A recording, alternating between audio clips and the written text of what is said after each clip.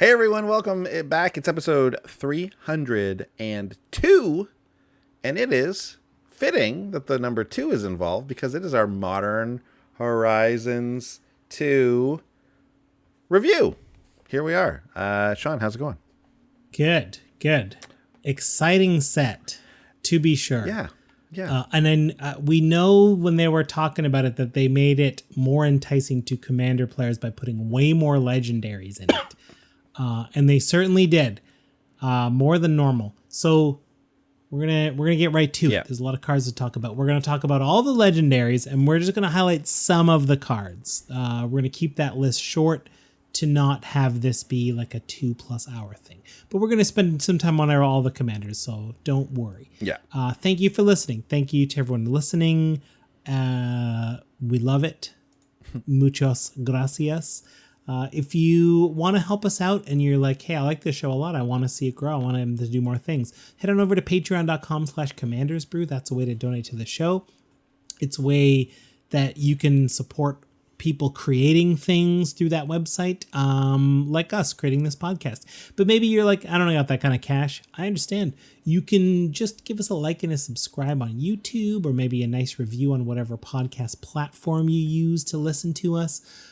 If you're going to buy Magic cards anyway, go ahead and use our TCG player link. We get a little cut of everything you buy through there. If you are in Canada, however, we do have the best deal for you through the Wizard Tower. Let's hear an ad from them now. We're proud Canadian podcasters, and we're proud to be sponsored by one of Canada's premier card stores, the Wizard's Tower, wizardtower.com. Canadian listeners get an exclusive coupon code Brew Strixhaven to get 5% off any order of singles shipped to you for free as long as you've ordered $15 or more in singles. And you can check out our deck list for this week's episode and other episodes we've done on their content site, mtgcanada.com. Call borrow a pen.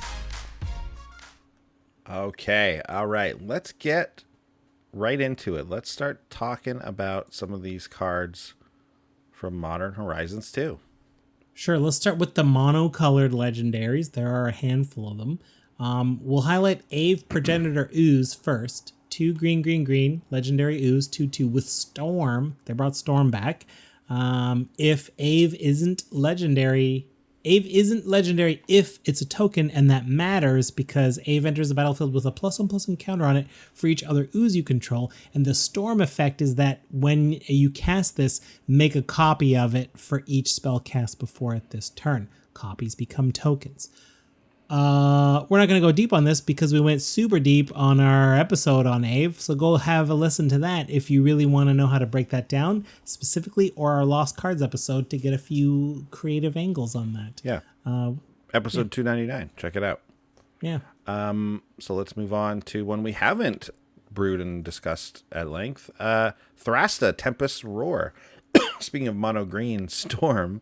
10 green. For the legendary dinosaur, it's a 7/7, and this spell costs 3 less to cast for each other spell cast this turn. This is why I mentioned Storm, because it's kind of like it has Storm in a mana reducing sense. Then Thorasta has Trample and Haste, Trample over Planeswalkers, which is pretty interesting, which means, because this is a new ability, this creature can deal excess combat damage to the controller of the Planeswalker it's attacking.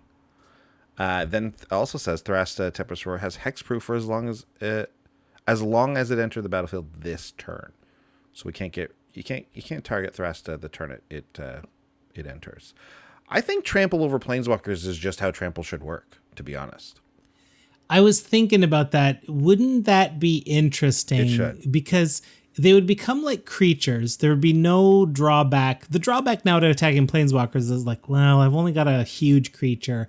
That Planeswalker has gotten a little bit of loyalty. I kind of want to do the damage to the person, but that's part of Magic, is that the blockers decide who blocks. It becomes a weird scenario where now the attacker is choosing who's blocking. That's true. So I'm torn on that, but I do think that this is a natural ability, and it should appear on more creatures for sure. Yeah. Maybe not. That's just how Trample should work. But hopefully they'll use this ability because it looks fun, and it's very simple. It's easy to grok, as they say, right? Yes. It's easy to understand. Yes. You know exactly what that means when you say it. Right. Other than that, I wouldn't really Thorasta as a commander, personally, it's pretty straightforward, but certainly a fun thing to have in dinosaur decks. And Sure. I mean, it's not really a great like you didn't even have it in your mono green storm deck. Hey, No, because the deck we brewed with Eve, like I didn't like. I don't want to cast a 7/7. I want free artifact creatures. It was like yeah, I don't want to exactly. pay It was two. very specific in its angle and its like aim of what to do. Yeah. You certainly could if you were going in a slightly different direction. So that's something to think about. Yeah. Yeah, you could see Thorasta show up in a couple of 99s. Yeah, definitely. It's a good card, I think. What's next? Ooh, Raghavan, Nimble Pilfer, an actual card of Raghavan instead of a token that appears when Karizev attacks. So it's a legendary monkey pirate for a single red. It's a 2/1. Whenever Raghavan deals combat damage to a player, create a treasure token and exile the top card of that player's library until the end of turn. You may play that card. You may cast that card. Sorry, not play. So you can't do lands, but you can cast it. You just got a treasure, so that'll help you get other colors if you need access to a different color. And it has dash for 1 and a red, which feels very Raghavan. Like that's what Raghavan does. It appears and disappears. It's so flavorful. Yeah. Currently going for $75. Yeah, this is the most expensive card in the set. It's this is clearly for like aggressive modern decks. Yeah. It's pretty good for that, obviously. But as a commander player, like aggressive decks that deal regular damage that are not infect based are so challenging to brew. Maybe you could get away with as a commander, because it's a nice 1-mana ramp out of the command zone. Because I play a mountain, attack you with Raghavan, and it doesn't have haste though. Yeah, that's the one downside. I saw someone on Twitter go like, "Is Raghavan the best 1-drop ever?" And I think there's a reasonable argument to be made that it could. It's certainly in the realm of aggressive 1-drops. Could it be the best? Yeah, aggressive. Deathrite Shaman's. I was just thinking. I was like, there's a couple cards that are 1-drops that are like that do other things. But if we're talking about aggressive, like attack in there, like is it better than Goblin Guide? I think that's where the question comes in. Monastery Swift Spear has to be. But that's all for other formats, obviously. In our format, I'll tell you what, I don't hate him as a commander of like a mono red treasures deck. I really don't. Sure. I think there's something to be said for that. For Raghavan as the commander of that deck. So the fact that you get a treasure every hit, and if you cast Raghavan on 1 and then attack on 2, you're at 3 mana, attack on 3. There's still probably a player you can attack freely into at that point still. So you can probably get 2 or 3 treasures in before anyone can just put up a block or a reasonable block. And don't forget, it's not just treasures. You also exile a card from the top of their library and you can cast it until end of turn. Sure. Right? Like it's got that pseudo card draw built in as well. Yeah, I think it's very interesting. I mean, that you'd be in mono red, so you'd have to pick the right deck to hit because it doesn't say you can cast it for any mana or anything like that. But anyways, you'd have to blow that treasure in a lot of that's cases. true. You have to use the treasure. Anyways, I think that this card is surprisingly viable in Commander. Yeah. I mean, it's surprisingly viable is a great word. Yeah, it's way too expensive for what it is, but for us. I like Raghavan. I think it's a cool little card. Yeah. Next, we have Captain Ripley Vance. Talking about pirates. 2 and a red for a legendary human pirate. So 3/2. This would be the Vance from Vance's Blasting Cannons. Oh, of course. Whenever you cast your 3rd spell each turn, put a +1/+1 counter on Captain Ripley Vance. Then it deals damage equal to its power to any target. So, there's a world where you build around this ability. I think it's a cool ability. I think casting 3 spells a turn is a real achievement unlock type of thing. Like if you want to do that multiple times, it's going to be tough. But it's not impossible. I am skeptical. It's not impossible. It's not impossible. No, it's not impossible to build a whole deck to cast 3 spells a turn to do 4 damage to something. Yeah. So the idea, I think, would have to be you'd be wanting to try and build this card up to be, I don't know, some kind of mono red Voltron something, and then you're trying to cast 3. I don't know what you do. But at that point, just hit someone. I know. Like, just attack. I don't know. I can't figure out how to make this card work as a commander in any reasonable way. In the 99, if I'm already doing like red blue super cheap spell stuff, maybe it finds its way in. The problem is there's that 3 mana 03 that does a lightning bolt whenever you draw your second card. You know who loves, which is way easier. You know who would be so good with this is Berkey. Oh, sure. Mm-hmm. Okay. Well, I mean, Berkey helps you get there for mana, but still doesn't help you. No, it doesn't help you draw the cards. Find 3 cards every turn. But there's something about this. I agree with you. I don't think you're wrong, but there's something about it that is interesting to me, and I would be very like, maybe it's better as a 99 thing, but anyways, I don't there's know. something interesting Quite about frankly, it to me. Third like the spell, challenge. I'm insulted. I know, third spell. I'm insulted. Like we have a world where second spell matters, and that's already a little bit challenging. You might as well just say like, hey, here's a new commander. When you cast your 7th spell every turn, you get an extra +1/+1. It's like, what? You're just insulting me at this point. Yeah, and there's of course better burn spell commanders out there. So, anyways, come back in a month and talk to me about this card. Okay, I'm happy to. We'll see if I tried to do anything with it. Okay, Google, remind me in 1 month to see if Captain Ripley Vance still sucks. All right, what's up next here? Turok Dread Cantor. Like the hymn to Turok. 1 in a black, legendary human cleric, 2/1. You've got kicker for black. Black is the cost of hymn to Turok. Turok has protection from white. Whenever an opponent discards a card, put a +1/+1 counter on this one. And when Turok enters the battlefield, if it was kicked, target opponent discards 2 cards at random. So hymn to Turok stapled to this card in kicker form. That's pretty neat. That is neat. Hymn to Turok is... Oh, it's legal in Commander. It's banned in Pauper.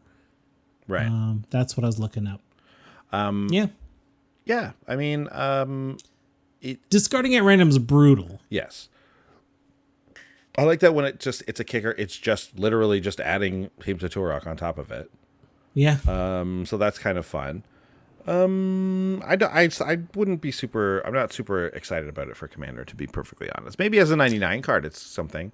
But I know that we're a Commander podcast, but I feel like this as a. Oh no, but can you do Oathbreakers? No, the Oathbreakers have to be Planeswalkers. No, yeah. Oh, they do. You can't do this one with yeah.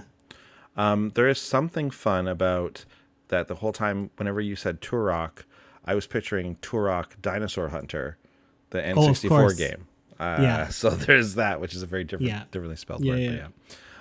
So we're just like Turok. It's neat to see Turok. It's neat to see that the kicker is just adding on the original Hymn to Turok. But otherwise, I don't think there's that. This is a Modern Horizons thing, right? They love giving us like little Easter eggs and fun little things that people who know a lot of, like, if you didn't know, if you're new to Magic, you'd be like, just go to random, I guess. I don't know. Well, whatever. Yeah. I think a large part of the card is the history. Yeah, exactly.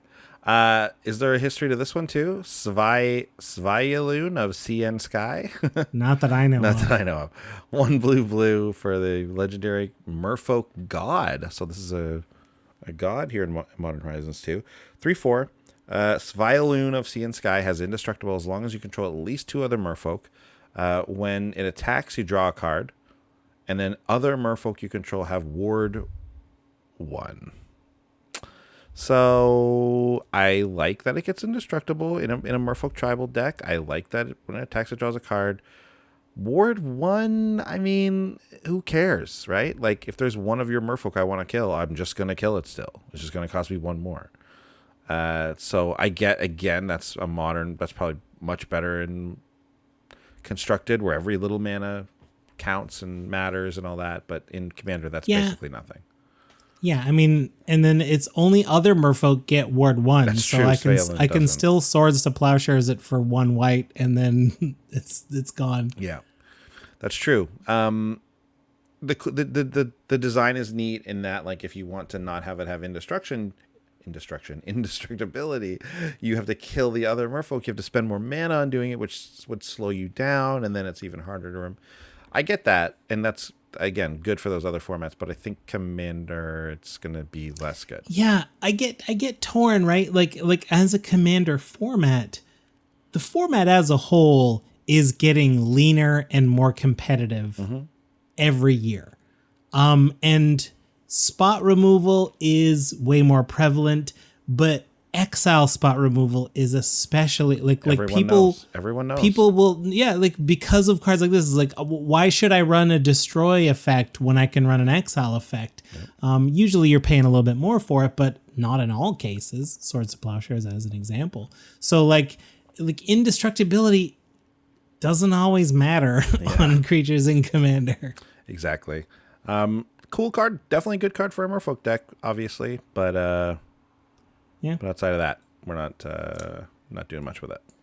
Well, we got a Squirrel Commander in Chatterfang's Squirrel General. This does bring us into the 2-color commanders, because although Chatterfang is 2 and a green to cast for a legendary Squirrel Warrior with 3/3, there is an activated ability with black in it, so that you've got a Golgari identity here. So Chatterfang is a 3/3 with Forest Walk. Can't be blocked if the defending player controls a forest. Again, in Commander, watch those basics. A lot of non-basics are not forest. I've seen games where someone has like Island Walk, but someone's like, oh, my blue deck has no islands out because they're all like a blue-red land and a blue-green land and another blue-red land. Yep. It's like a command tower. So if one or more tokens would be created under your control, those tokens plus that many 1/1 green squirrel creature tokens are created instead. A little bit of a doubling season effect, except you don't double them strictly. You get extra squirrels. The activated ability that I alluded to is black, sacrifice X squirrels. Target creature gets plus X. No. Plus X minus X until end of turn. You can kill opposing creatures, or you can make your large things a little bit larger. Yep. Yeah. Who doesn't love this card? I mean, it's a Squirrel Commander that's legal. Technically, I mean, I don't think anyone had any problems with the silver bordered one, to be honest. But this one is obviously now real, in large and in charge. I love Squirrel. It's for the Squirrel deck. What else can you say? Yeah. Not much else to say. It's green black. I like that they gave that second color. That's fun. I wish it was white. That's the token. That's the token pair. Yes. Golgari is not the token deck. No, but there's a lot of good token stuff in Golgari as well.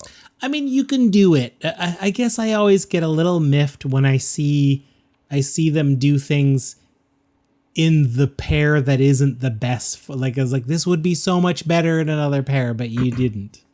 I don't even know if it would be strictly better or anything like that in a different, including white. I think black just gives it a different flavor, and it's a darker sacrifice style of deck, right?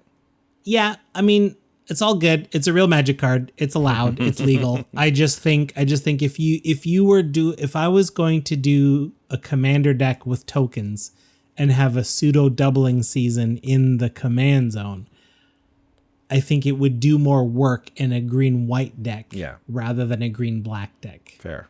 Or even a green-red deck. Right? With like treasures and stuff.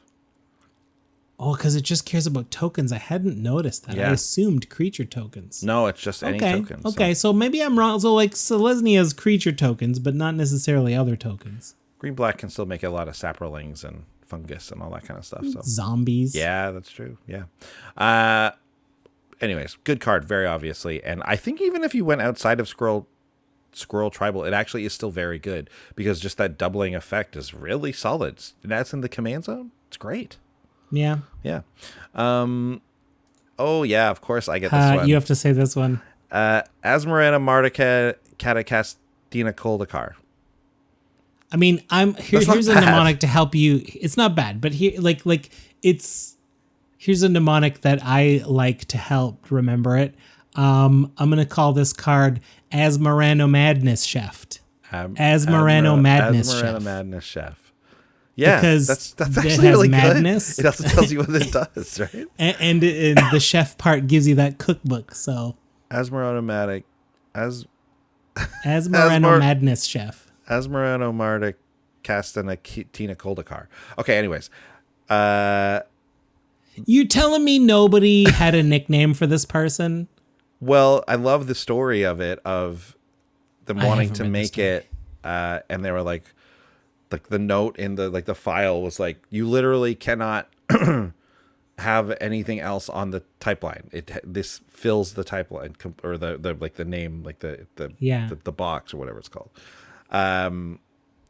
So we can't have a CMC. We can't have a mana cost because it fills it.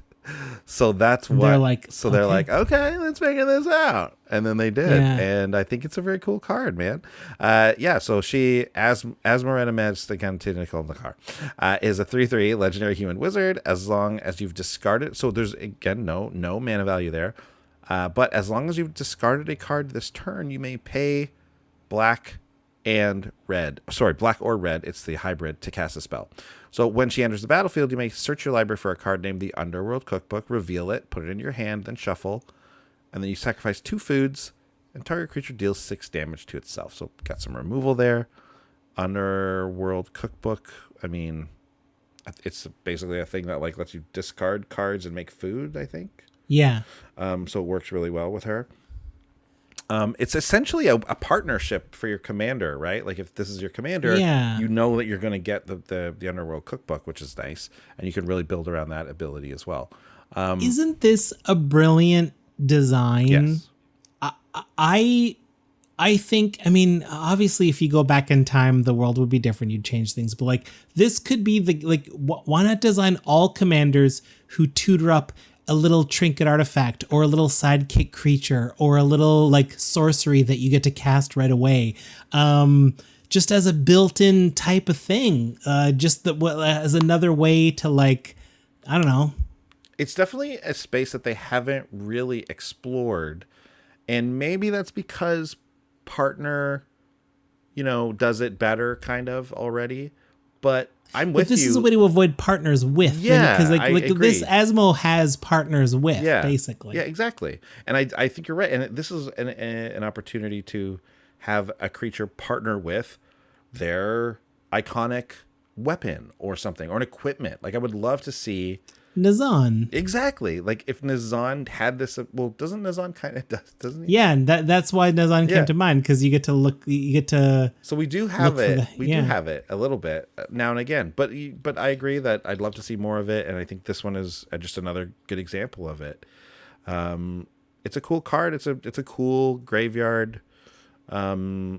Rakdos deck, which I'm all the way in for, discarding and all that kind of stuff. So yeah, this is a great. Well, great card. And the thing that we mustn't forget is that ability is just an ability that has no commander tax. Is that so? Yeah, is there ever a commander tax?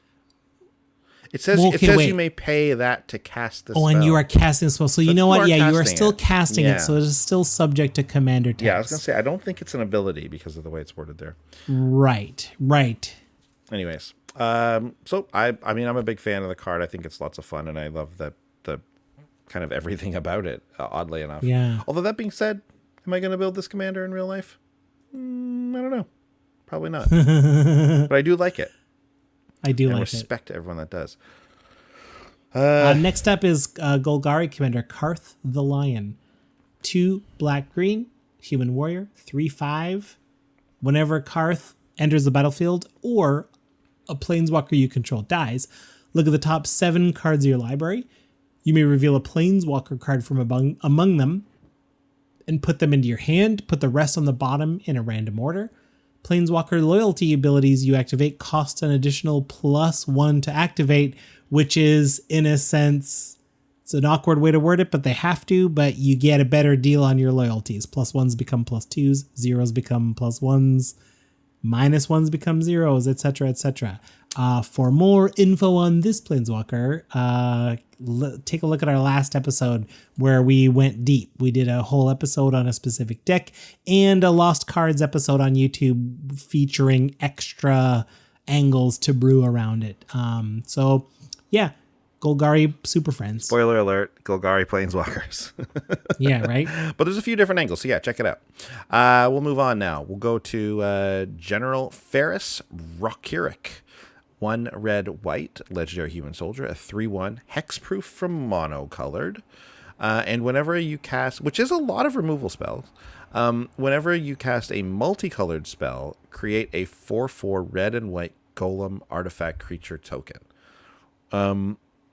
When I first saw this card, I was like, hey, this looks pretty good. And then we kind of talked about it a little bit, and my excitement went down a little bit because, I mean, you really have to build hard into Boros multicolored cards to get a bunch of golems. I mean, and there is like kind of a world where you do that and then I guess lean on either artifact creatures or golem specifically, maybe tribal. There could be something going on there, perhaps. I don't know if it's worth that work, though.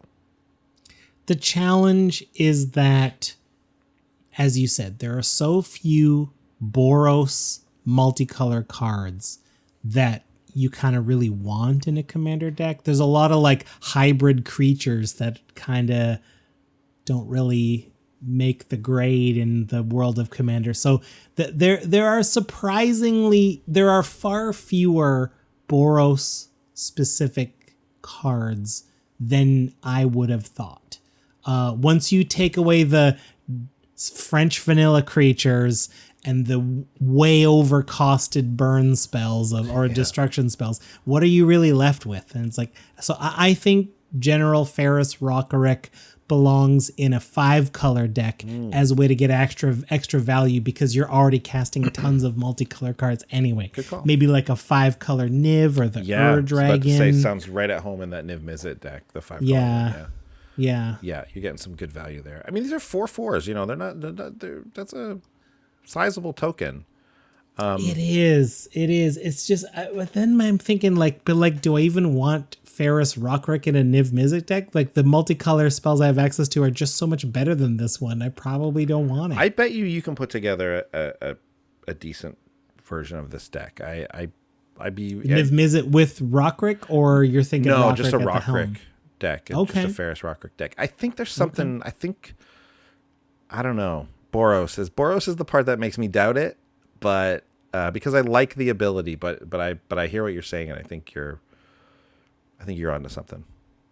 Oh, this actually goes great in a feather deck if you can do those like hybrid instants or sorceries and get them back into your hand with Feather's ability and then cast them over and over.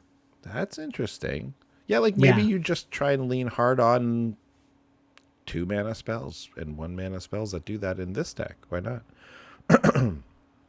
Okay, let's move on here. Yep. This is a cool one.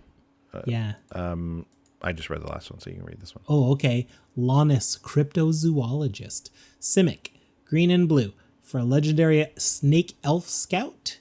Another point of data in what's the difference between a Naga and a snake. Because this one... so this is a 1/2. Whenever another non-token creature enters the battlefield under your control, investigate. Investigate means make a clue token, and clues are artifacts that you can pay to, sacrifice, and draw a card.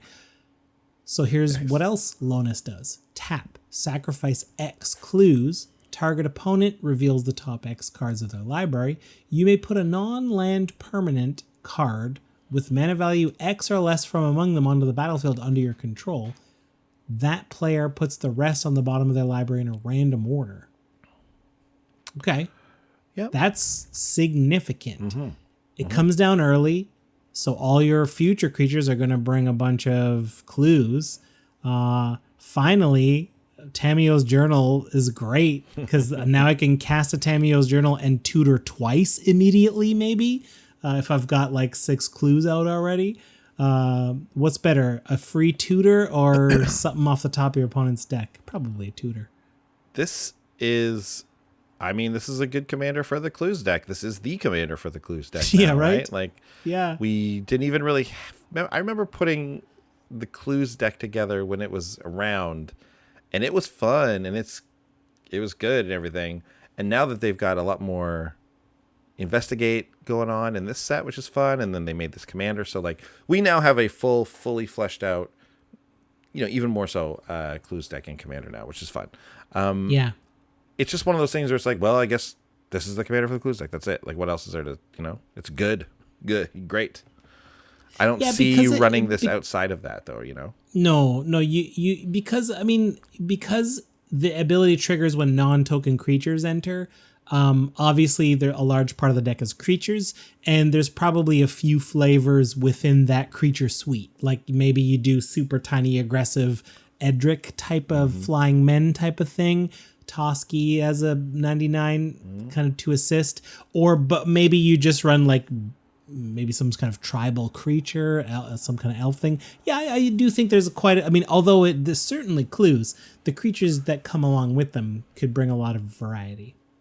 I would love to see Lannis go inside of a 3-color Brutaclad style deck and let's just go nuts with with the Clues thing. That would be fun to see. Oh yeah. Love to see that in a Teamer Brutaclad deck. Man, Brutaclad always got to be in the secret because of colors. Always got to be the secret. Next we have here is Sithus, Harvest's Hand, green-white for a legendary enchantment creature. It's a nymph. A 1/2 that says whenever you cast an enchantment spell, you gain a life and you draw a card. So we got an enchantress here. Nothing much to say other than it's a little easier to kill because it's also an enchantment. But also that means it triggers all your other enchantresses in the green-white enchantress deck. So it's very good. Again, not much to say here. This is a great enchantress commander. An enchantress in the command zone, I'll take it. Yeah, I'll definitely take it and be very happy with it for that deck. Yeah. We got an Is It one coming up. Usri, Fortune's Flame, 1 blue-red, legendary Ifrit. 2/3, and it flies, flying 2/3. Whenever Usri, Fortune's Flame, attacks, choose a number between 1 and 5. Flip that many coins. For each flip you win, draw a card. For each flip you lose, Usri deals 2 damage to you. If you won 5 flips this way, you may cast spells from your hand this turn without paying their mana costs. Rules question. When it's counting 5 flips I've won this way, can it count past flips? Because they're all this way. Or do I have to hit all 5 as a win in one go? That's good. I didn't even think of that. I just assumed it had to be the same turn. But that's my gut, and I think that's what it is. But part of me wonders if this way, what other cards? This way means that when it attacks and you choose the number. I think that's what that's referring to. Like this instance. Yeah, I think so. I think so too. Yeah, I think so. I haven't done the odds, but the odds of winning 5 coin flips in a row are very small. Yeah. They're super tiny. Even with Krark's Thumb, it becomes pretty low to get 5 wins in a row, like together. I mean, that's why they have to make a 5. Yeah. I would recommend rolling dice, going evens and odds instead of flipping coins, just to save everyone the hassle. Yes, absolutely. We talked about this a little bit when we were wondering what we were going to brew with last week, and while it did stick out to me as an interesting commander at first, there also was just like, but we've had this Zinder Split and Okun deck for a long time. That's just the coin flipping deck, and it has stuff like Krark's Thumb and all this other stuff. And this doesn't bring anything new to the table, really, right? Like, it goes in that deck. Yeah. It's the commander of that deck, if you want. But I don't see it really giving the coin flipping deck any new tools or anything. I think you got to look at this commander as like an Is It deck where the commander's going to draw you a couple cards each turn. You're going to take a little bit of damage each turn, and that's how you live your life. Yeah, I think that's right. Yeah, okay. Yeah, maybe the thing is to actually not even really worry about the coin flipping and trying to build around that. Like, let's just have this be a 2/3 flying commander for 3, which is good. And drawing you some cards, Would you play? Like, I mean, it's risky. I mean, that's part of the Is It nature of it. It's like, I'll draw a couple cards, pay a couple of life. Like, how many do you usually pick for this? 2, 3? I'm picking 5 every time. You're picking 5 every time. Every time, because I want that possibility of winning the game. That doesn't win you the game. Well, I can cast I get omniscience this turn. You have to I think you have to look at your hand and be like, is it even worth it to try and go for 5? Like, what if I hit? No, but you've drawn 5 cards as well by winning them. Yeah, that's true. I suppose. I'll risk it to get 1 turn omniscience. So like on average you're it's going to be 2.5. Exactly, 2.5 damage and 2.5 cards. So 5 damage and 2.5 cards. Interesting. Yeah, every time. 5 every time. What are you running this for if you're doing 1 coin flip? Why do you even come to the table if you're planning on flipping 2 coins with Yusri? What doesn't the fact that you get to flip 5 coins, how does that work with Zinder Split and Oka? Do you remember what their abilities are? It's like whenever you flip that many coins. Yeah, whenever you flip, you one of them doubles a power, and one of them, does it just draw you a card? It's something like that, right? Like this guy is really good with them. Yeah. I can't remember. Oh yeah, exactly. big time. Yeah. Right. So Zinder Split's the blue one. Whenever a player wins a flip, you draw a card, so it doubles the card draw. And then Okun, whenever a player wins a coin flip, double Okun's power and toughness until end of turn. Okon, I think. Okon? Okun. A-U-N, right? On, A-U-N. Yeah. Yeah. Anyways, okay, so there you go. Neat card, for sure. And you don't even necessarily have to go with... building hard around the coin flips, it seems. Nah. Zabaz, the Glimmer Wisp, is next. It's a single colorless mana for a legendary artifact, creature, and insect. It has modular 1, and it says if a modular triggered ability would put 1 or more +1/+1 counters on a creature you control, that many +1 counters are put on it instead. That's great. And this is also a Boros commander. It's got a red and a white ability. Red ability is destroy target artifact you control, and white is Zabaz the Glimmer Wisp gains flying until end of turn. Just when we said, does that include the one that Zabaz comes with? Does Zabaz come with 2 then? Well, the ability that puts the counters on it at first is not the modular ability. If a modular triggered ability would put 1 on. But it's got modular 1. It's a 0/0 with modular 1.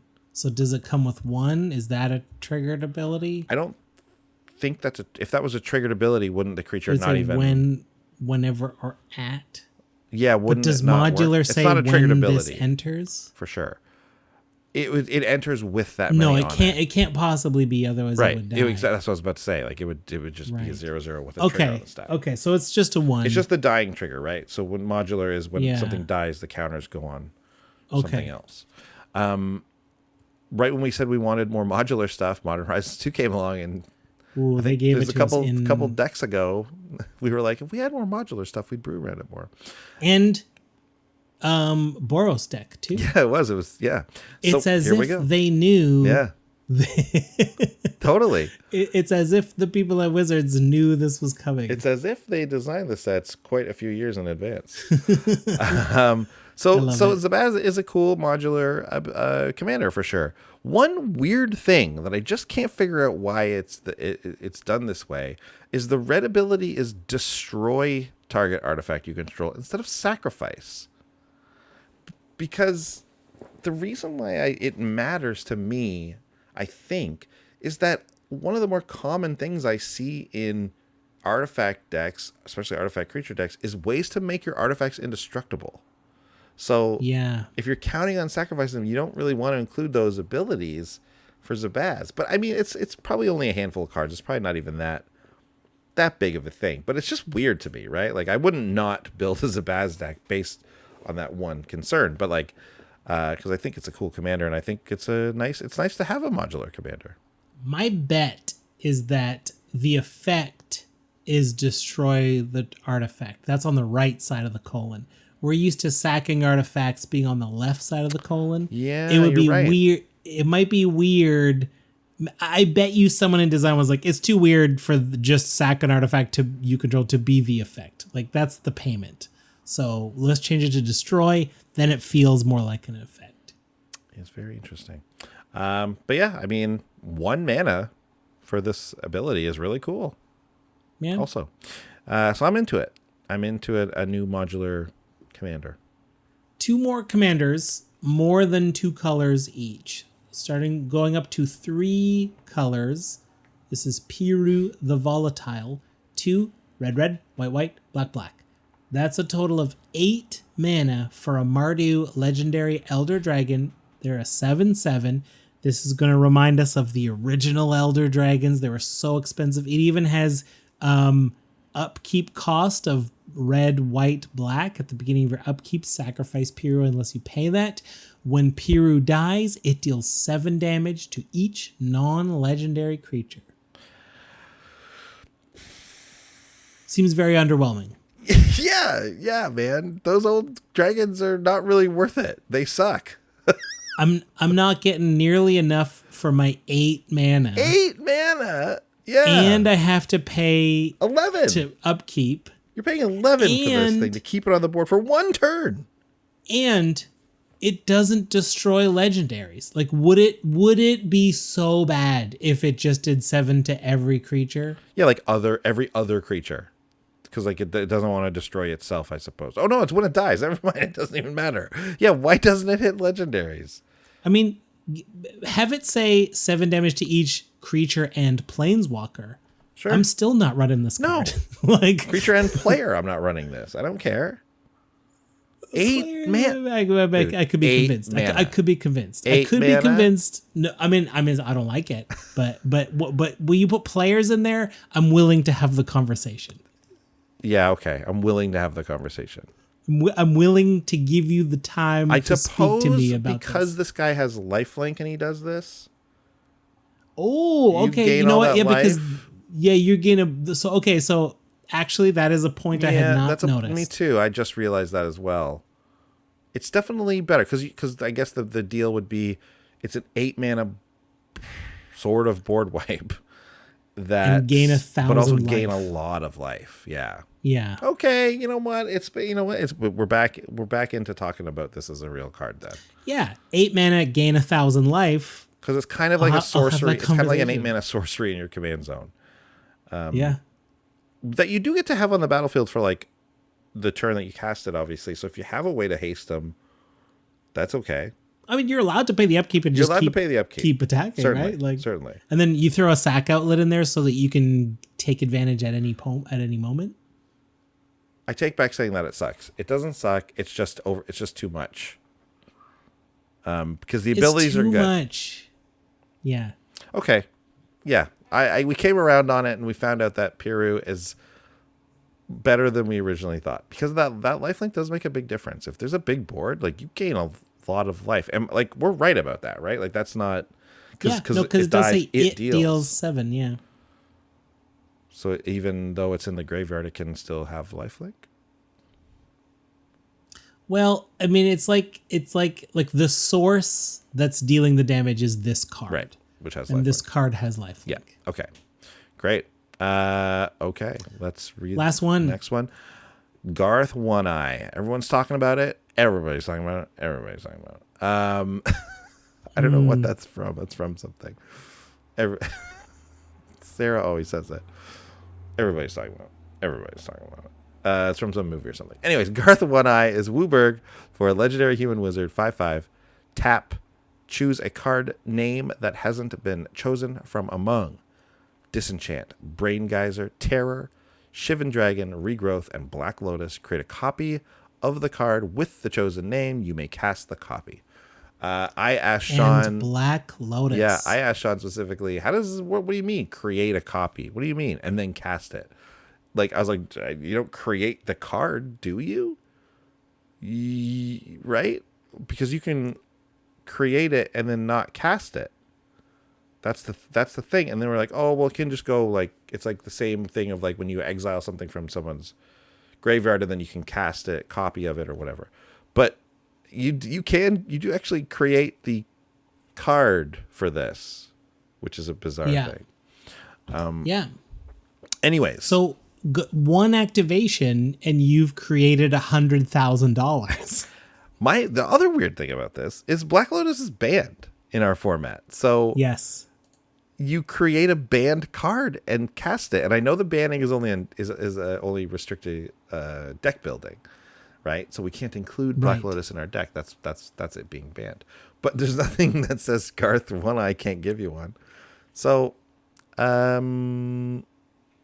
think this card is cool. I think when you build around this card to be untapping it and blinking it and stuff like that, it gets pretty cool.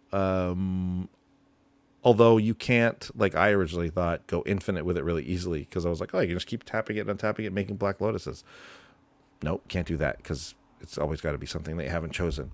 But I think I really like the flavor. I think I really like the idea that we're casting all these old cards, no matter how I think confusing that can get when it comes to making copies of cards and stuff like. But I am happy that Wizards is going there. One of the things I always liked about Hearthstone was the ability to like create other cards in that game. Right. And it was always a fun thing that they had all this freedom in the digital game to do this. And I would never see that in Magic, because I remember even Mark Rosewater talking specifically about it and saying how like they have, or maybe it wasn't even Mark Rosewater. I think it might have been John Laux actually. Anyways, talking about how it's like impossible to do that in Magic. Well, I guess it's not so impossible. It's possible to, well, yeah, I guess They it's, did it. yeah, there's a randomization and stuff too. Yeah, when it comes to random, that's different. But just a card that generates a card, essentially. They were always like, well, then is it a token? Does it go in your hand? Blah, blah, blah. Right, So they never did it. Where it's like, well, they figured it out, and Garth One Eye does it, and people seem to really like it, and I think it's cool. I think it's a cool commander. It is cool. Yeah. It is cool. We're really cracking open some design space. I think so, that is about like the game could really shift tone. Like a lot of stuff could, I don't know. The weird thing I can't wait. Always looking at this from a commander viewpoint has made me forget the fact that this is in Modern, and that now you can play all these cards in Modern. Yes. Which is like, oh, well, that's weird too. I guess you could always play Regrowth and maybe Disenchant and Shivan Dragon. It's probably Brain Geyser and Black Lotus. Terrors in Modern. Anyways, no, I guess Terror does not either. But you wouldn't run Terror. It is way better. Yeah, exactly. You got Doomblade. Okay, well, I think that's it for all the legendaries. Am I right? Yes, that is. We're going to move on to some cards. Again, we're not going to do an exhaustive list. That's silly. But we're just going to do a handful. 5. We're going to do like about 10. I do want to say this, though. Going into it, after a quick first pass, I hear a lot of people say things like, oh, this is so great for commanders. So many cool commander staples and stuff. A lot of cool legendaries. I do agree, but I honestly did feel that the non-legendary cards did not add a ton, except for just flavoring things in new ways. I did not encounter a ton of cards that felt different to me. For example, I've highlighted 2 examples. Tormod's Crypt Keeper. 3 generic for an artifact creature golem, vigilance 3/2, tap, sacrifice Tormod's Crypt Keeper, exile all cards from target player's grave. This is Tormod's Crypt on legs. Yeah. Great.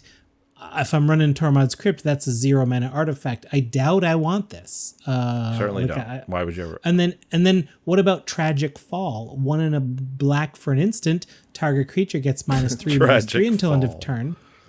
Or Hellbent, target creature gets -13/-13 if you have no cards in hand. So this is a kind of a fun twist on Tragic Slip, or maybe yes, Tragic Slip, but like Tragic Slip's just better in general because I can hit the 13/13 much easier, although the front is lower, but so it's kind of the same card, but you just adjust the knobs. Yeah. This is what I found. Most of the cards were just other cards with the knobs turned and twisted a little bit. And maybe that's good for your deck. Maybe the synergy works. Maybe you'd rather have Tormod's Crypt on legs for your deck. But overall, I think is meant to be drafted, and I think that's why it's like this. Personally, I didn't find a ton of cards I was jazzed about for Commander because we already have so many cards that already do basically the same thing and often at a better rate. So I have to ask myself, are we at the bubble? Is it impossible? Like, are we at the point where you can't really make many new cards without significantly upping the power level? Are we out of removal spells and draw spells and like all that stuff? Well, we did just see a pretty good Commander set come out that didn't feel like that's what it was doing. So I agree. I think there's still enough room where that's not the case. And Modern Horizons 2, of course, is designed for Modern primarily. Obviously, they wanted to include, and I think what they included for Commander were the Legendaries. And when I looked at the set, I know for sure that I was like, cool, these Legendaries look good. I think there's some fun ones in here, some different abilities, all that kind of stuff. And then I actually didn't really look at the other cards until preparing for this episode. And yeah, I see what you're saying. I think you're largely right. I had to put together, we said we would put together 10 cards each, and then we'd like smash them together and get around 10 cards to talk about today. And I didn't even get to 10. Yeah. I didn't get to 10. I mean, I did leave out some very obvious ones. So like I would have got to 10, like if I included the one that everyone knows is good for Commander, blah, blah, blah. I was looking for slightly offbeat ones.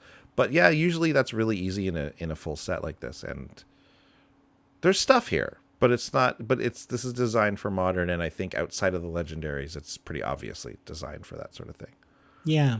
It's not as good as the first Modern Horizons, for example, when it comes to the like non-legendary cards, because that we got a ton of great cards in the first one for Commander that we're still uncovering.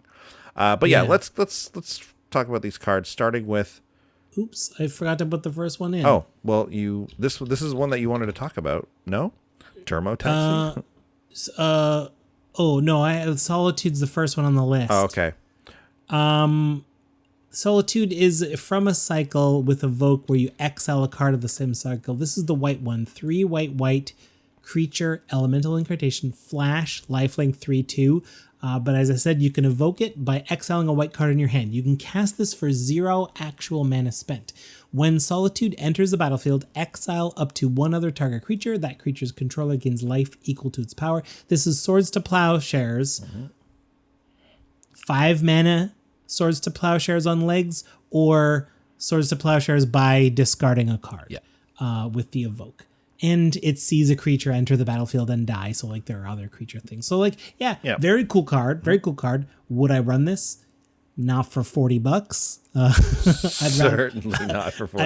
I'd rather run a Swords to Plowshares. But this is another great example. It's a cool, very cool card. But I've got a Swords and I'm happy with it.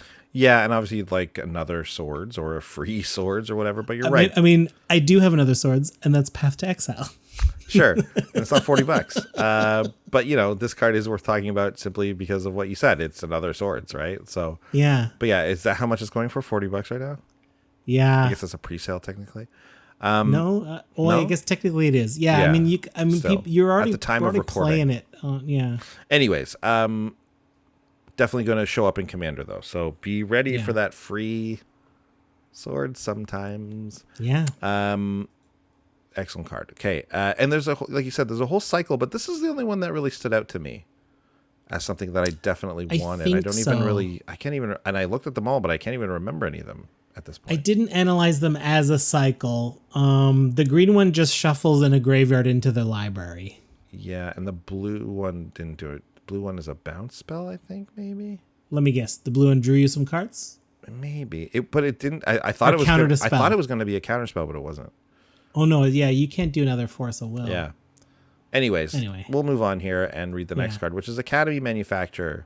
Wait, now you went. Now we skipped Dermotaxi. Oh, now you want to do Dermotaxi? Yeah, you just left. Sorry, I was missing a tab. I see. Okay, Dermotaxi, 2 mana for the artifact vehicle. It's a 0/0. Has imprint. As Dermotaxi enters the battlefield, exile a creature from a graveyard. Tap 2 untapped creatures you control. Until end of turn, Dermotaxi becomes a copy of the imprinted card, except it's a vehicle artifact in addition to its other types. Very interesting way to get around. I mean, they didn't have to get around crew, but they did. There's no crew ability here. There is no crew. And so you tap the 2 untapped creatures of any power or toughness, or a power, I guess it would be. So that's interesting. And then, you can have it be something that's a cool, awesome card in a graveyard. That's good. This is a fun card. I think it's really interesting that it only costs 2. Yeah. And it can come down and become a very impactful creature for 2 mana. Yeah. You tap a couple tokens and it's all of a sudden like, and maybe you can't attack with it right away, but it can be that creature and have all the effects of it. Yeah. And I think this is very powerful for 2 mana. I really like it. Looking for something ideally with a good attack trigger or a static ability, because obviously ETBs are not going to work for Dermo attacks. No. If you've got a way to give it haste or something. Yeah. But a cool card in any deck at this point, which is usually this is like a blue or maybe like a black style of ability. But people have nicknamed this very cleverly Mimic Van. That's good. That's very good. What's next? Ooh, Academy Manufactor. Manufactor. Okay. Manufactor. 3 generic artifact creature assembly worker, 1/3. If you would create a clue, food, or treasure token, instead create 1 of each. I love it. Love it. Give me all of them. It's funny because like it seems narrow, but it's not really. We can make treasures by the boatload sometimes. Yeah. So to make all them clues and foods while I'm at it, I'll take them. Whenever you investigate, now you're ramping. If you're making clues and foods, you're like all those food and clue commanders. Now they also ramp with this. This card is great. Speaking of Brutaclad, like put this in a Brutaclad deck where you're making clues, foods, and tokens, or even just one of those things, and then Brutaclad triggers and you make them all some other token. Like incredible clues, card. Foods and dudes. Clues, foods, and dudes, breeze. Trues. Clues, foods, and trues. Yeah. Trues. Yeah. Treasures. I'm into it. Very fun card. I mean, what is there to say? These get really messy when you have multiples of them, but that's also what Commander is all about. So I encourage you to get multiples of them. Yes. Copy them, clone them, make a bunch, and then get all the clues, foods, and truths. Yeah. Very fun card. Next we have. I messed up the tabs on this. That's all right. Damn. I really messed him up. You got damn. Okay. Damn. This is going to be the most fun card to play and say at the same time when you do it. Right. Because there's so many ways to say damn. Right? Yeah. All these ways. What does it do? What does it do? Black for a sorcery that says destroy target creature. A creature destroyed this way can't be regenerated. It has overload for 2 white. Completely different colors. Which means you can cast it for its overload cost. If you do, change this text by replacing instance of target with each. So it's destroy each creature. They can't be regenerated. It's Wrath of God. Yeah. It's Wrath of God, but it can also be a pointed removal spell. I think it's cool. I think you're mostly going to use this as just another Wrath of God if you have it, because damn, as a pointed removal, it's only sorcery, so it's not that good. So yeah, this is just Wrath of God, but it's really fun to say. I agree. What's it the selling one for? tab that I forgot as a moment ago is called Rise and Shine. Oh. 1 and a blue for a sorcery. Target non-creature artifact you control becomes a 0/0 artifact creature. Put 4 +1/+1 counters on each artifact that became a creature this way, and has overload for 4 blue. We already kind of hinted with Academy Manufactor. You can make tons of treasures at a time, clues, etc. 6 mana. Suddenly create an army of 4/4s out of nowhere is a great way to close a game. Sure. And I think this is going to be fantastic in the right deck. Agreed.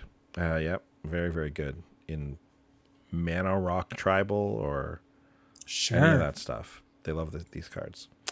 Next, we have Search the Premises. 3 and a white for an enchantment. This is whenever a creature attacks you or a planeswalker you control, investigate. So you get a clue token, which allows you to draw cards. It's a little bit of what is it called? A disincentive to attack you, but it's not strong enough to keep people from attacking you, right? So you got to look at it that way, because if I don't care if I attack you with 3 or 4 things. Like, yeah, you can have 3 or 4 clues, but obviously in the right deck, getting those clues is going to be really good for you if you have the automator again. Yeah. So yeah, it's not gonna. I don't unless it's like a token army, they might think twice about attacking you. But generally speaking, I think people are still gonna attack into this. But this just means that you're just gonna get the clues. So as long as you make those worth it, I think this is a good card. Oh my God, I'm still. You brought up that Academy Manufactor again. Yeah. Like, so this card I feel like it's a 4-mana white enchantment that gives me a little artifact. It reminds me of Smothering Tithe for sure. But like, now, like, think of Smothering Tithe with that Academy Manufacture. It's like, do you want to pay mana or give me a clue, a treasure, and a food? I know. Wow. It's really broken with that. That's crazy. Yeah. What a good card. So does that mean that card is also a staple in white now? I guess. Right? I guess. I mean, because like getting clues, are not perfect, but they're a great way to sneak in some extra card draw in colors that have a tough time. Yeah. So white does enjoy a clue from time to time. Certainly. Ironically, they don't have the ramp to really pay for them efficiently, but anyway. Still good. Still a great night. Next is... Okay, what tab do you have next? I've got Inevitable Betrayal next. Good. Okay. Yeah, that's right. Okay, good. So that is a source. Yeah. Are you go ahead. reading this? No, you go ahead. This is I'm all upside down with these tabs right. and our notes don't match the tabs. That's my fault. Inevitable Betrayal is it has no cost. It is a sorcery that must be suspended. You cannot cast it unless you suspend it, or you cascade into it. Suspend 3. It costs 1 blue. So you pay 1 blue. You put it into exile with 3 suspend counters. Every upkeep, you take 1 off. When you take the last 1 off, you cast it for free. You've cast it in advance. And when you finally get to cast it, search target opponent's library for a creature card. Put that card onto the battlefield under your control. That player shuffles. This is bribery. Yeah. So that's amazing. That card is... Bribery is amazing, and this effect is amazing, and it's even worth suspend 3 because there's nothing your opponents can do to prepare for it except have a counterspell. Yeah. Like I'm gonna go into your deck and get the thing when this pops. We can make deals, but like, what if you promise not to go for me? I won't counter it. That's fine. A lot of these that are like suspended removal spells or suspended Wrath of God, your opponents are like, well, I see it coming, so I'll just play around it. But like, this one's hard to do. Yeah, the only problem with a suspend card is that will it actually get to go off? Will people, if you draw this late in a game, it's nothing, like you can pay the 3 and then never have it come down because you got killed before it happened or the game ended or whatever. So that there is that definite, I think, sizable downside. But, also if you get this early enough and you suspend it up, it's bribery for 3 mana, and that's awesome. So yeah, definitely worth a look. Next, agreed. I've got the correct card also, Junk Winder. 5 nice. Blue. It's a serpent. It's a 5/6 with affinity for tokens. Another like kind of new spin on an old ability here. It costs 1 generic less for each token you control. Whenever a token enters the battlefield under your control, tap target non-land permanent and opponent controls. It doesn't untap during its controller's next untap step. Let me tell you something. This is going to go right in my Brea, Thopter and treasure-making deck. Well, so is that Manufactor too, right? Probably, yeah. Yeah, there's a lot of additions for decks that want to do stuff like that. So, yeah, Junk Winder, that ability that we usually see and love on limited cards, the freeze, the tap down ability. It's way more powerful in Commander, I think, than any of us ever give it credit for. It's just that we usually see it on such inefficient cards, right? Like, you see it on like a 4-mana sorcery or something, or like a 5-mana instant, and it does like 1 or whatever it is, right? Like, just like those cards it's not a big enough effect. But we're talking about a creature that sits on the battlefield, and now whenever a token enters, a clue, a food, whenever it enters, you get it. And if 5 of them enter, your whole board's done for a turn. Keep doing it too. Like, the next turn, you'll make more tokens. It's not like you're paying mana specifically to have this effect, right? So I think. Well, and I also want to point out, it's non-land, so you can't tap down their lands. Right. But what deck isn't using artifact ramp, right? You keep those artifacts tapped down, no problem. That Sol Ring's never untapping again. Like, it's so great, obviously, to go in for an attack right after you made a bunch of tokens with this guy, or after you made tokens after this guy. It's a defensive move, even, like, for you to just do something at instant speed that creates tokens somehow and tap down the board that was going to come after you. Love it. I think it's a great card. Very interesting card. Let's follow it up with Suspend. It's a single blue mana instant. Exile target creature and put 2 time counters on it. If it doesn't have Suspend, it gains Suspend. Otherwise, it wouldn't work. So, as I said before, you take the first time counter on their upkeep. You take the second time counter on their next upkeep. So you've put this creature away for their next turn, and it comes back their following turn. People don't realize, but Commander games don't last 30 turns. Exactly. Commander games last like 7 turns, 10 turns. Sometimes they get super grindy at the end when it's 1-on-1, but having a creature leave for 2 full cycles can be a lot. That's a single blue. Yeah. That's Exile. This is good. Yeah, I agree. And I think this is going to be an underrated card by a lot of people, because it almost sounds like what I was just saying. It almost sounds like a freeze card that, it's only down for like 1 turn.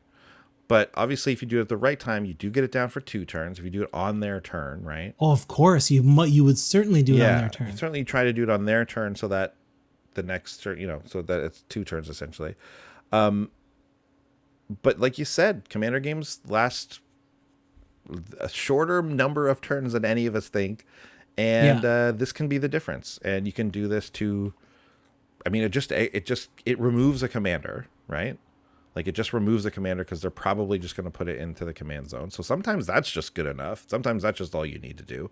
But for the other times, it gets it out of the way for long enough that sometimes, get that Blightsteel out of the game for a couple of turns so that we can kill the guy who's going to kill us with it when it comes back, right? I don't know if I mentioned this. When suspended creatures come back in, they do come back in with haste. Yeah, they have haste. That's what I mean. Gotta get them. It will get to attack. Yeah. Interesting. But it's a cool card. I think it is good. Urban Daggertooth is the 2 green for a dinosaur. It's a 4/3 vigilance. It has Enrage, like most dinosaurs do, and when it's dealt damage, you proliferate. This is very cool. Very, very cool. I think, this must go infinite with some things, right? So if you can put a counter on this guy and then have some kind of repeatable pinging thing going on, he can just take that 1 damage the whole time, and then it's what's that artifact creature where you can take a counter off to do a damage? Not Blasting Zone. It's no. But Walking Ballista. Walking Ballista, that's right. Because Walking Ballista goes infinite with another card now. right. Yeah. But and if there's, I guess, I don't know if there's anything else that does that, but you're right. The Walking Ballista ability is exactly what you want to look at. Yeah. I just think like Proliferate can be so strong, and having it as an Enrage on a creature is a way. I'm always looking for ways to exploit Proliferate, and this is exploitable. Totally. It's obviously in the decks that want it, but it's going to be good in those decks. Yeah. Next we have Liquimetal Torque, which I guess is a necklace. I guess. Liquimetal Twerk. It's a 2 mana rock. So basic on at minimum 2 generic for an artifact, tap to add colorless. Also, it has tap, target non-land permanent becomes an artifact in addition to its other types until end of turn. At its base, a 2 mana rock is the standard for commander these days. Good, yeah. Your artifact ramp must be 2 mana to be at all competitive these days. 3 mana ramp is too slow by today's standards on average. Yeah. To also have the ability to turn anything into an artifact that's not a land. Now all my artifact removal is just remove everything. Yeah. I'm already running this for the mana rock, but now it just amps up my my Vandal Blast gets to get one extra thing out of it. Yeah. No problem. Red decks love this, right? Yeah. Obviously, like red decks love this. Blue decks want to be this. Green decks love this, right? Oh yeah. Green decks obviously easy to ramp. Don't need artifacts to ramp, but this is one you'll include because now that Rec Sage hits a creature. Now that Acidic Slime hits a creature. Yeah. So there's a lot of cool things because like how many times? Wait, does Acidic Slime say non-creature or it just lists what it can hit? So like how many times have you had one of those cards in your hand? And you're like, this just removed a creature, And, yeah, man. And now it does. I can remove a Planeswalker with my Shatter now. I used to include Liquimetal Coating in my mono red artifact deck because it had other applications to like turn things I had into artifacts. I could sacrifice them, blah blah blah. But I also loved the ability to do exactly what you're saying, turn a Planeswalker into an artifact and then hit it with Shatter. Like those are real plays that you could make in that deck. And this is something where it's so much easier to run this card because it's a mana rock that like you would just run it for the mana rock side and then it's all just gravy from there. So I like this card. Yeah. Also, I like the art. It looks like it's from Mirrodin, but also looks modern at the same time. It's cool. Well, yeah, this was one, like, you got to kind of look at it in the old frame. Like, this is one that comes in the old border. And, like, when you look at it in the old border version, it's like, oh, yeah, it looks like that's what it was. Yeah, that's awesome. It's really cool. And we have one final card to mention. Last but not least, Vile Entomber. 2 black for the creature. It's a zombie warlock. It's a 2/2. Has Death Touch. When Vile Entomber enters the battlefield, search your library for a card. Put that card into your graveyard, then shuffle. So it's an ability we've seen a lot before. It's a good ability. It's like Entomb. It's Entomb. Yeah, it's Entomb on a creature, which is obviously like really great because we can have this thing die and recur it and so on. But to me, what put it over the top is the Death Touch. That's so great. You come out for 4 mana, you get to tutor for a thing in your graveyard, which is the same as tutoring it to your hand in graveyard decks. And it's some protection for your life total, obviously, and like, I don't know, a Planeswalker or something. Like this would go in that Karth deck, right? For sure it would. Throw a Planeswalker in the graveyard and also protect all your Planeswalkers. It's great. Yeah, it comes from the Modern Horizons design book of like, take a super cheap old instant and give it legs. Yeah, put it on a creature, that way it's nowhere near as powerful, and make it like overcosted as a result. Yeah. But I mean, I agree with you. Like, I love being able to recur them. That's why Eternal Witness is so much better than Regrowth, because I can bounce it, I can recur it, right? Like I can get it over and over. Yes, I think that you can argue that Regrowth has its applications and is better in other decks. But I get what you're saying. Absolutely. Yeah.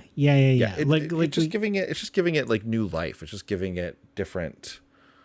I don't know. It's giving it a different slant or whatever. So yeah, and so I would encourage everybody. Those are all the cards that we're going to talk about, but I would encourage you to just have a look through. We obviously can't talk about all the cards, but I bet you'll find a few cards that will go nicely in a specific deck you have, because they're a little bit of a redundancy for something you're already doing.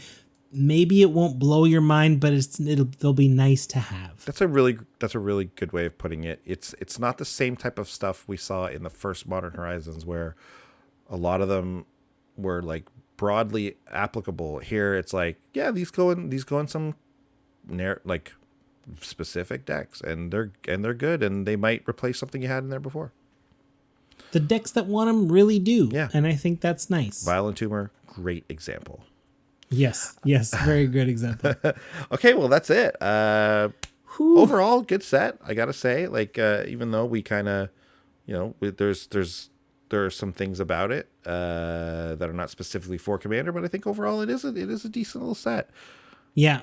And if you can, go out there and draft it, have fun and maybe pull something worth a lot of money. If you're in the area of the world where you're allowed to be in person still, hey, it's coming soon for us, Sean. It's coming down the pike. I can feel it. I think so. Yeah. I hope so. We're gonna get there. But thanks for watching, everyone. Thanks for tuning in for this one. We will see you next week, back with a brand new deck tech. We'll see you then. Bye. Thanks for watching. If you love what we're doing, consider supporting the show by going to patreon.com/commandersbrew. And if you want to get any of the cards from our deck list, go to our TCG Player affiliate link below. That helps us out too, and for a free way to help us out, consider sharing the show with some friends. Like and subscribe, add a comment or two. See you later. Bye.